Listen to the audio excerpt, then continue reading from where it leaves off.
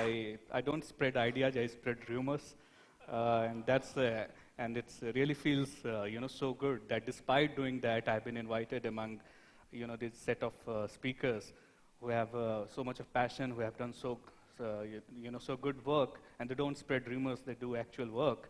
But I also do some good work. I will come to that. So first of all, thanks, TEDxIIMRanchi. I call myself Pagal Patrakar. So, back they would say that, okay, a Pagal had to reach but Ranchi I'm also happy that for the next 15 minutes or 12 minutes, I would get to speak without being interrupted. And that's a big achievement since I got married last year. So that's also a very good thing. But jokes apart, I love my wife and I love my Pagal way of life. And I would try to, find a connection, and there is some, about, whether it was actually my dream to do what I have done or what I'm doing till now. Well, when I was a kid, I wanted to be a Spider-Man. That was my dream. Kids, of course, they have strange dreams. But, now, in retrospect, I believe that, okay, why Spider-Man? I mean, I know that it was mostly because I belong to that generation which used to watch these cartoons on Doordarshan, and that was the only television network at that point of time. And Spider-Man used to come before the Saturday evening movie, I believe. And I was so enamored by it, and I always wanted to be a Spider-Man. But why not Mickey Mouse? Why not Donald Duck? Those also used to come on Sunday. So I thought that maybe, that was slight of dream, Spider-Man, who is he? He saves people from the evil forces. And yet he carries, he manages a normal life among people as an alter ego. And maybe that's what a journalist does, or that's what a journalist tries to do. He is still a common person among everyone. He is Aam Aadmi also. And at the same point, he wields a lot of power. He can force opinion. He or she can, bring down governments even. So I believe maybe in retrospect, I'm trying to embellish my foolish desires as a kid, but there was some element of this, leading a life where I can not only be a common man, but at the same time I can force opinions, shape opinions, and that's where I have been trying to, chase these dreams from that moment onwards. But well, after I knew that Spider-Man was not a reality. And I come from Bihar, and there you have to borrow some dreams. After Spider-Man dreams gets broken, you have only two dreams left. You become an engineer or you become a doctor. So I was asked to follow the second dream, to become an engineer. And that's why you should not follow any borrowed dream. Of course, I was bound to fail. I could not crack IITs, and now I feel fortunate that maybe I don't know what I would have been doing. But after that, I would say that, okay, all credit to my parents that they didn't ask me to follow any other dream. And they said that, okay, whatever you want to do, you do. So I took admission and started studying maths. But while studying numbers, I fell in love with words. Like Captain Dhulia, I am also a big fan of, all these Urdu couplets. And my favorite one was by Wasim Barelvi, that अपनी नज़रों से अपने चेहरे से जो जाहिर है वो छुपाएं कैसे, तेरी मर्जी के मुताबिक नजर आएं कैसे, कोई देखेगा भी तो हमें अपनी ही नज़रों से देखेगा, एक कतरे को समंदर नजर आएं कैसे. So that's the kind of attitude I developed. I started feeling, very, very kind of comfortable in my skin. That okay, I'm not planning for an IIT. And of course, the third dream that a guy from Bihar has is to become an IAS officer. Even I'm not following that dream, but I'm following something that I truly wanted to follow. And I started. That's when, while studying mathematics, I fell in love with words, and I thought that okay, I'll go for journalism where you get to write and you get to do these things. But while journalism, I took admission in IIMC, not IIM Calcutta, Indian Institute of Mass Communication, and I got a job also after that.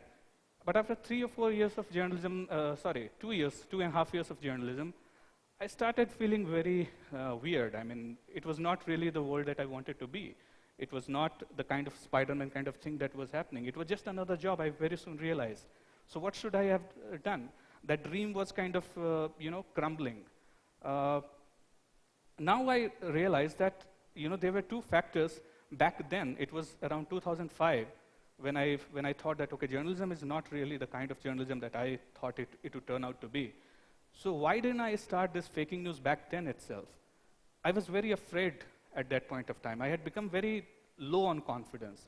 I would look around and I would see some 40-plus guys working in the same organization where I worked, and they were afraid of failure.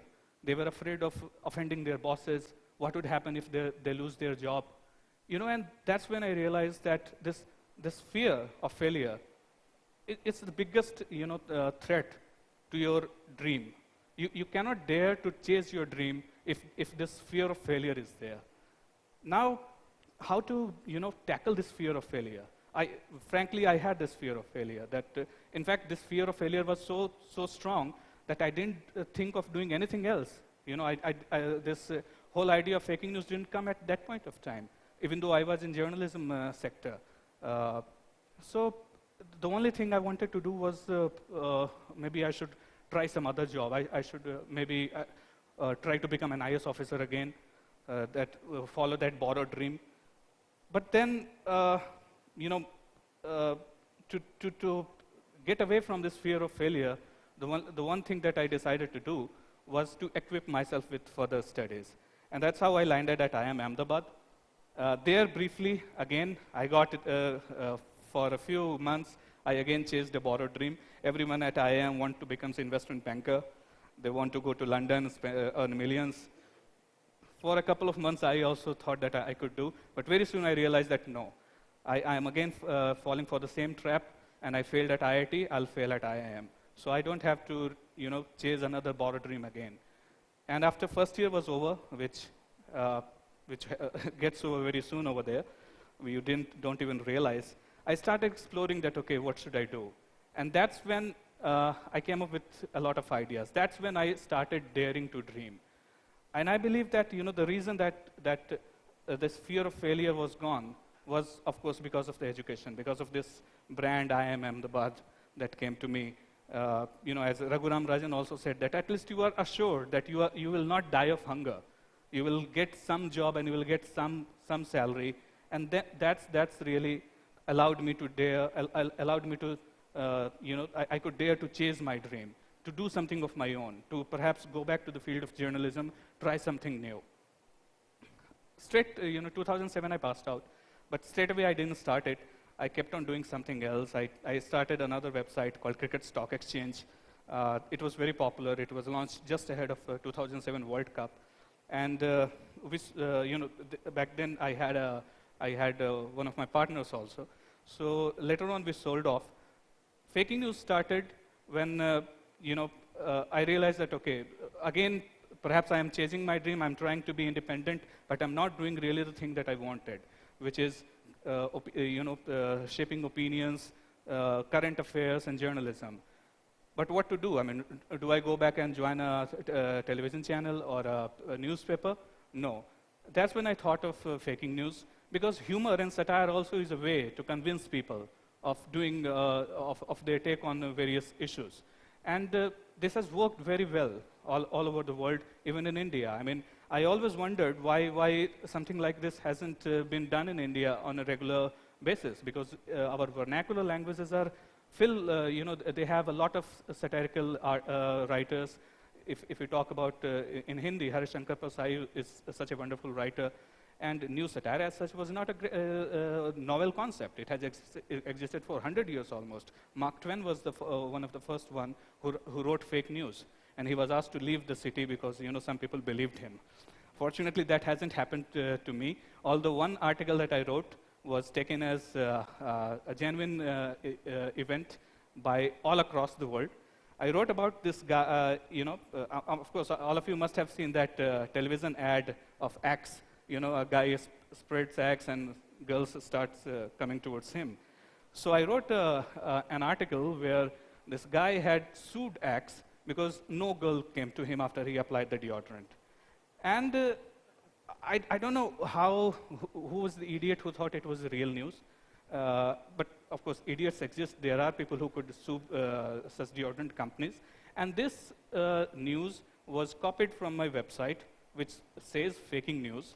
Anyone can understand that, okay, this is fake news. And this was sent as a news copy to various news agencies. And it was all over. I mean, it was in early 2009. And it was all over the world. One of my friends who works in Reuters, he got a call from his London office that, okay, why don't you follow this story? That there is a business story developing in India where a guy has sued this deodorant company because he couldn't attract a girl. Now that, of course, my friend laughed it off, said that it's a fake news. But this, I would say, fluke, this luck, and I thank whoever the idiot was who believed it to be a true news and broadcast around every news company, that it helped me gain, I didn't have to spend a huge number of dollars on marketing. Everyone soon realized that, okay, this was a fake news that has been, that has fooled people. And this normally used to happen with the Onion.com in the US. Recently, they wrote something about Ahmadinejad being more popular than Obama. It was, of course, fake news inside America, and Iran published it as a true news. So it used to happen with the Onion. For the first time, it happened with something, with a news source, a fake news source, which was not the Onion. So that gave me a lot of free publicity, I would say.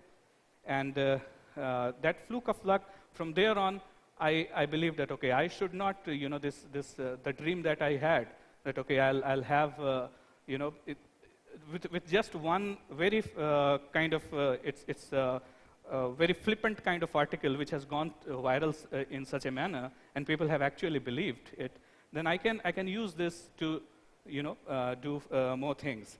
And then from there on, I took it very seriously that, okay, I have to do it. I don't have to let go of this opportunity. And I've been writing, articles which are, of course, funny, at the same time, which try to make some satirical comment, with some satirical, view on the current affairs.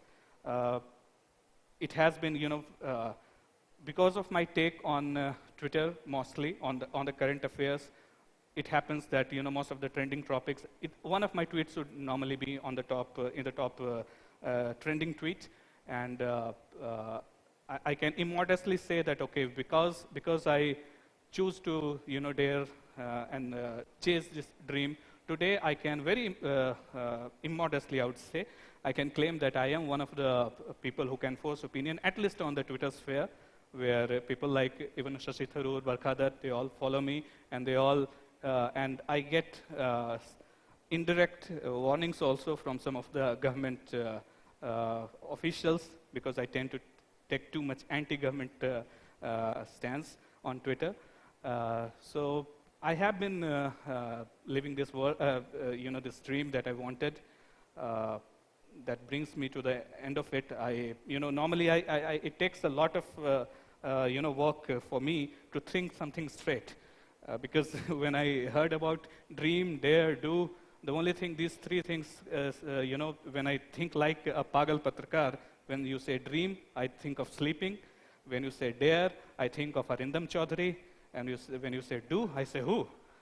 So I hope my effort to think straight made sense, and that's it. I hope that this fake news actually becomes the Onion of India, and that's what right now I'm trying to do. In brand-wise, it is, but business-wise, team-wise, it has to be. As most people believe that there is a team, but there is no team. It's virtually one-man show. But that's my biggest achievement, as well as the biggest failure, because if an idea has to grow, it has to grow beyond a person. It has to, the idea has to be independent. It has to be a spirit of its own. And that's what I'm trying to do, to make sure that this brand outgrows me. Tomorrow, if I fall ill, the website doesn't shut down. So that's where I stand. Thanks again.